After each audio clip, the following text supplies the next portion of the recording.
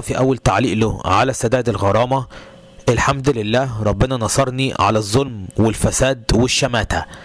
كتب كهربا: بفضل ورحمة ربنا عليا انتهت الحدوتة بعد 5 سنين من حرب وظلم وفساد وشماتة.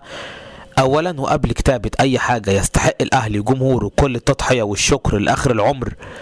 عذرا لكل من انتظر سكوتي، لكل الشامتين، لكل حد قال كهربا انتهى، ولكن الحمد لله كان معايا دايما ربنا العدل والحق ونصرني الحمد لله. شكرا كابتن محمود الخطيب المحترم وإدارة النادي الأهلي العظيمة من أصغر شخص لأكبر شخص. كل الشكر لجمهور النادي الأهلي العظيم دايما بجنبي وفي ظهري. وشكرا لأسرتي وزملائي وأصدقائي وكل شخص كان في ظهري.